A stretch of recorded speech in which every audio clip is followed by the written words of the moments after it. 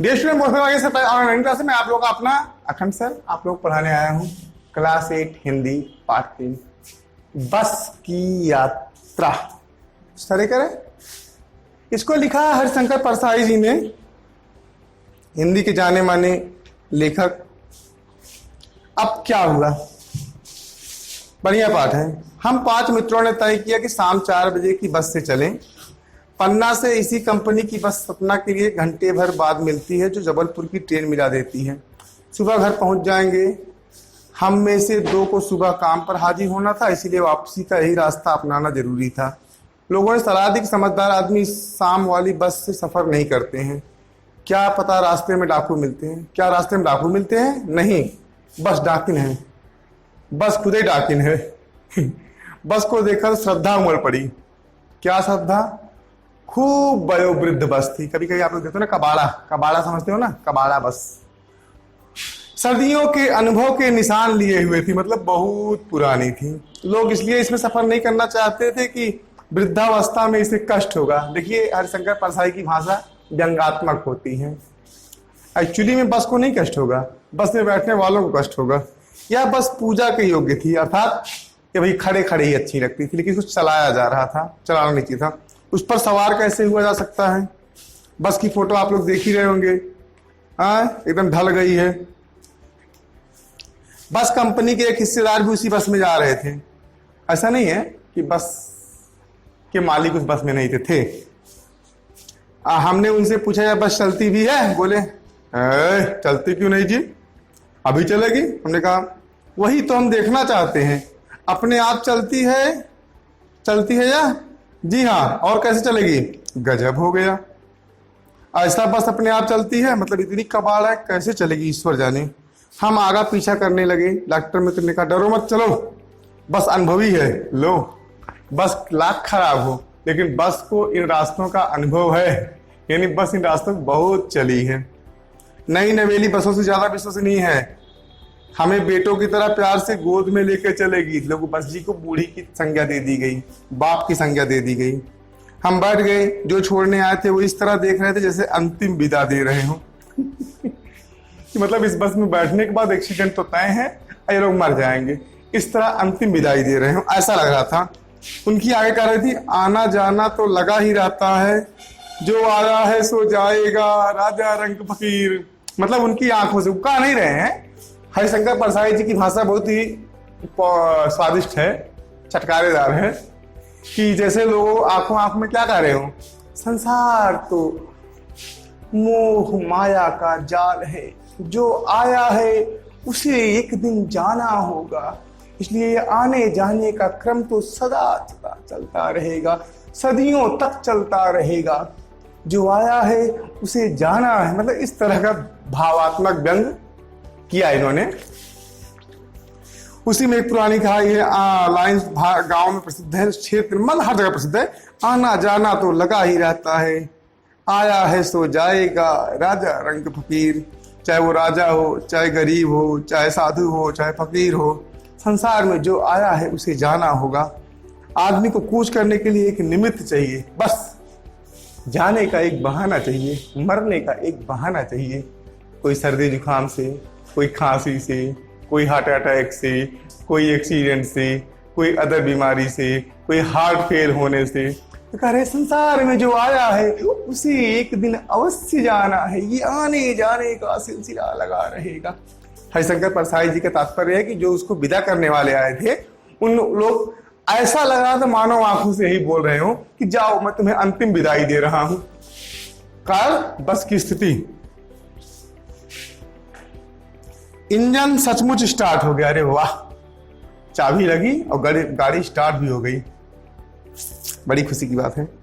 ऐसा जैसे सारी बस ही इंजन है और हम इंजन के भीतर बैठे हैं। ये नहीं पूरी बस, केवल इंजन है, इंजन स्टार्ट हो गया, हम इंजन के अंदर चुपचाप बैठ गए। कांच बहुत कम बचे थे। पुरानी घर बसों में कांच और टूट जाते हैं, तो बंद करने खोलने के लिए कुछ नहीं बचता है। जो बचे थे उनसे हमें बचना था। मतलब इस तरह टूटे हुए थे, इस तरह से जगह जगह से टूटे थे, अगर हाथ पड़ेगा तो कट जाएगा। मतलब एक तो कांच कम बचे थे और जो बचे थे उनसे हमें बचना था। कहीं इधर उधर होकर के फाड़ न दे। हम फौरन खिड़की से दूर सरक गए, यानी खिड़की के पास बैठना मतलब हाथ पैर कटवाना।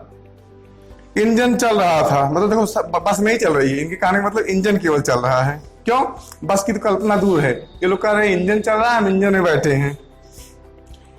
हमें लगा था कि हमारी सीट के नीचे इंजन है, मतलब इतनी ज्यादा आवाज कर रही थी, इतनी ज्यादा आवाज कर रही थी कि लग रहा था इंजन चारों तरफ पूरे पास भरे फैली है, यानी हर सीट पर ही उतना आवाज। बस सचमुच चल पड़ी। अरे वाह, अब तक तो मजाक था ना कि चलेगी कि नहीं चलेगी, लेकिन बस तो सचमुच चल पड़ी। अब आगे आप थोड़ी किताब देखती जाएगी, तब हम आगे बताते हैं आप लोगों को। एक बता रहे हैं,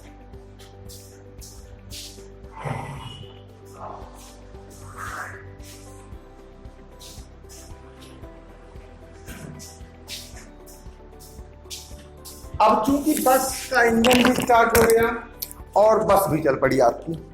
ठीक है, आगे देखते हैं। और हमें लगा कि गांधी जी के असहयोग और सविनय अवज्ञा आंदोलन के वक्त अवश्य जवान रही होगी, अर्थात बहुत समय पहले की ये बस होगी, जब गांधी जी ने असहयोग आंदोलन कब चलाया था? अरे 1920 से 1930 के बीच में आंदोलन चलाए थे ना, और 1942 में उन्होंने अंतिम आंदोलन चलाया था, अंग्रेजों भारत छोड़ो, क्विक इंडिया मूवमेंट। उसे ट्रेनिंग मिल चुकी थी, हर हिस्सा दूसरे से असहयोग कर रहा था। बस का कोई भी हिस्सा किसी भी हिस्से के साथ नहीं चल रहा था, कोई बाएं भाग रहा था तो कोई दाएं भाग रहा था। अब उन्होंने कहा सविनय अवज्ञा आंदोलन के समय की बस है, तो उस समय इसको ऑलरेडी अवज्ञा आंदोलन का ट्रेनिंग मिल चुका था, इसलिए कोई पार्ट किसी पार्ट के साथ नहीं था। कभी सीट इधर भागती, कभी सीट उधर भागती।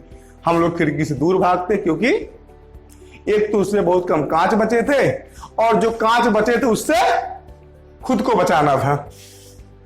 तो पूरी बस सविनय अवज्ञा आंदोलन के दौर से गुजर रही थी। सीट का बॉडी से असहयोग चल रहा था, मतलब सीट अलग हो गई थी। वो जो गद्दी होती है बस की, वो जो है जिस सीट पे रखी जाती उससे भी उछल रही थी, एक दूसरे को छोड़ के भाग रहे थे। कभी लगता था सीट बॉडी को छोड़कर आगे निकल गई है, कभी लगता था कि सीट को छोड़कर बॉडी आगे भागी जा रही है, मतलब कोई भी चीज स्थिर नहीं है। आप लोग जान सकते हैं इसको, कई पुरानी बस में बैठे हुए तो ऐसा अनुभव हुआ होगा। 8-10 मील चलने पर सारे भेदभाव मिट गए, मतलब यह समझ में नहीं आता था कि सीट पर हम बैठे हैं या सीट हम पर बैठी है। कभी सीट उछल के ऊपर आ जाती थी, कभी वो उछल के सीट पे बैठ जाते थे, मतलब कोई भेद नहीं बचा। क्या हम सीट को अपना गुलाम बनाए या सीट हमको गुलाम बनाए, या हम दोनों में इतना प्रेम हो गया, कभी सीट मेरे ऊपर कभी मैं सीट के ऊपर। एकाएक बस रुक गई, मालूम हुआ कि पेट्रोल की टंकी में छेद हो गया है। लो, सविनय अवज्ञा के बाद नया आंदोलन। ड्राइवर ने बाल्टी में पेट्रोल निकालकर उसे बगल में रखा और नली ढककर इंजन में भेजने लगे। अब मैं उम्मीद कर रहा था कि थोड़ी देर में बस कंपनी के हिस्सेदार इंजन को निकालकर गोद में रख लेंगे और उसे नली से पेट्रोल पिलाएंगे, जैसे माँ बच्चे को मुंह में दूध की शीशी लगाती है। तो इंजन से तेल निकलने लगा, सारा तेल अलग कर दिया बाल्टी में लेकर के। अब उम्मीद लगा कि बस का मालिक, बस का एक हिस्सेदार उस बस में बैठा था ना, तो राइटर ने व्यंग किया, लेखक ने व्यंग किया, मुझे लगा वो इंजन को गोद में उठाएगा, जैसे बच्चे निपुल पिलाया जाता है ना, ऐसे उसकी नली में इंजन में वो तेल भरेंगे, चल पड़ेगी बस। बस की रफ्तार अब 15-20 मील हो गई थी। मुझे उसके किसी हिस्से पर भरोसा नहीं था। क्यों? ब्रेक भी फेल हो सकता था, स्टीयरिंग टूट भी सकता था। प्रकृति के दृश्य बहुत लुभावने थे। दोनों तरफ हरे भरे पेड़ थे जिन पर पक्षी बैठे थे। मैं हर पेड़ को अपना दुश्मन समझ रहा था। जो भी पेड़ आता डर लगता कि इससे बस टकरा जाएगी। मतलब बस की कोई चाल नहीं थी, बाएं दाएं बाएं दाएं, सीधे टेढ़े, क्या पता हैंडल ही हाथ में आ जाए उखड़ के ड्राइवर की, गियर ही टूट जाए, स्टीयरिंग ही टूट जाए, कुछ भी हो सकता था। और मेरी बस किसी न किसी पेड़ से टकरा जाएगी, इसलिए हर पेड़ मुझे क्या लग रहा था, अपना दुश्मन लग रहा था। राइटर ने कहा वहां निकल जाता तो दूसरे पेड़ का इंतजार करता, जैसे कुछ दूर दूर पेड़ थे ना, अब एक पेड़ निकल गया, चलो तुम मेरे दुश्मन नहीं हो, ओह अगला पेड़ भी आ रहा है। इसी तरह से झील दिखती तो सोचता था कि कहीं बस इस झील में न घुस जाए। एकाएक फिर बस रुकी। ड्राइवर ने तरह तरह की तरकीबें की पर बस चली नहीं। सभी ने अवज्ञा आंदोलन शुरू हो गया था। कंपनी के इंतजार कर रहे थे, बस तो फर्स्ट क्लास है जी, ये तो इत्तेफाक की बात है। अल्लाह, इतनी पुरानी कबाड़ा बस। मालिक यानी हिस्सेदार क्या कर रहे हैं बस के, मतलब पार्टनर जिन्होंने मिलकर बस खरीदी, उसका एक आदमी। बस तो फर्स्ट क्लास है। बस संजोग की बात है, कभी इंजन से तेल निकल जाता है तो कभी इंजन स्टार्ट ही नहीं होता है। क्षीण चांदनी में वृक्षों की छाया के नीचे वह बस बड़ी दयनीय लग रही थी। लगता जैसे कोई वृद्धा थक कर बैठ गई हो। हमें ग्लानि हो रही थी कि इस बेचारी पर लद कर हम चले आ रहे हैं। अगर इसका प्राणांत हो गया तो इस बियाबान में हमें इसकी अंत्येष्टि करनी पड़ेगी। मतलब कहीं आज बस फाइनल हो गया ना, तो उसका पाप भी हमारे ही सिर पर आएगा। ठीक है। हिस्सेदार साहब ने इंजन खोला और कुछ सुधारा। भाई कुछ जानते थे उसके बारे में। कुछ स्टार्ट हुआ, कुछ आगे बढ़ा, बस आगे चली। उसकी चाल और कम हो गई। लो, अब तक 20-30 मील थी ना, अब शायद 10-15 मील हो गई होगी। धीरे धीरे वृद्धा की आंखों की ज्योति जाने लगी, अर्थात बस की जो हेडलाइट है वो कम होने लगी। चांदनी में रास्ता टटोल कर वह रेंग रही थी। आगे या पीछे से कोई गाड़ी आती दिखती तो वह एकदम किनारे खड़ी हो जाती और कहती, निकल जाओ बेटी, हम तो उस उम्र में ही नहीं रहे। यानी कोई गाड़ी आती तो बस अपने आप किनारे लगा लेता। लाइट कुछ खास थी नहीं, सामने कोई तेज गाड़ी आ रही है तेज लाइट में, तो बस एकदम सड़क के किनारे हो जाती ताकि भाई जाओ तुम। बाकी गाड़ियां तो उसके लिए बेटी थी, वो इतनी पुरानी हो गई थी। एक पुलिया के ऊपर पहुंचे थे कि एक टायर फिस करके बैठ गया। तीसरी मुसीबत, यानी कि पंचर हो गई। वह जोर से हिलकर थम गई। बस का जब हवा निकलती है तो हिलता है ना, अगर स्पीड में होती तो उछलकर नाले में गिर जाती। अच्छा स्पीड कम थी। मैंने उस कंपनी के हिस्सेदार की तरफ पहली बार श्रद्धा भाव से देखा। वह टायरों की हालत जानते हैं फिर भी जान हथेली पे लेकर इसी बस में सफर कर रहे हैं। अर्थात वो जो बस का वो है ना, क्या नाम उसका, पार्टनर, उस बस को नहीं छोड़ता। बस की हालत देखकर भी उस बस के साथ ही चलता है। ठीक है ना।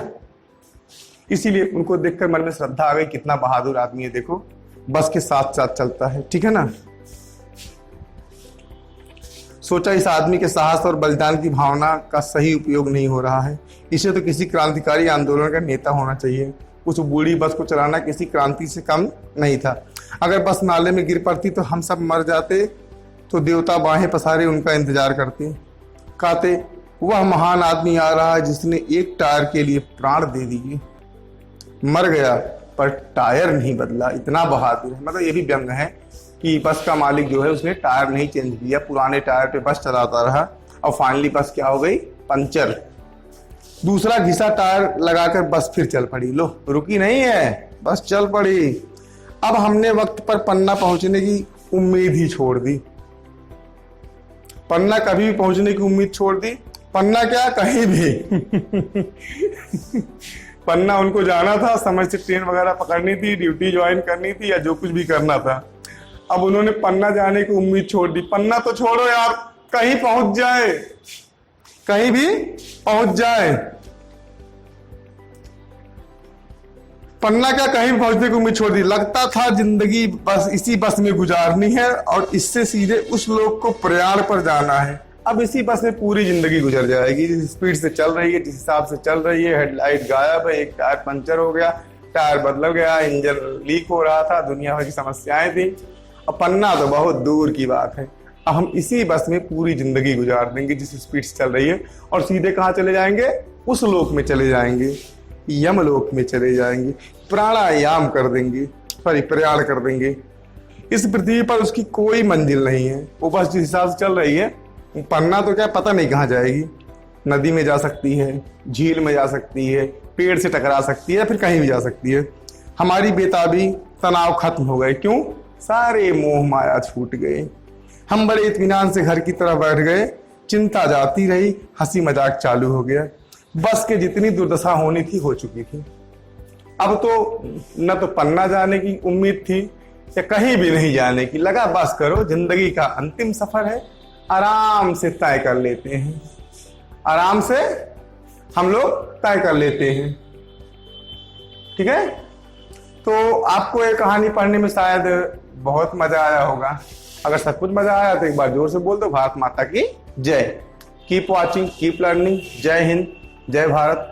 थैंक्स।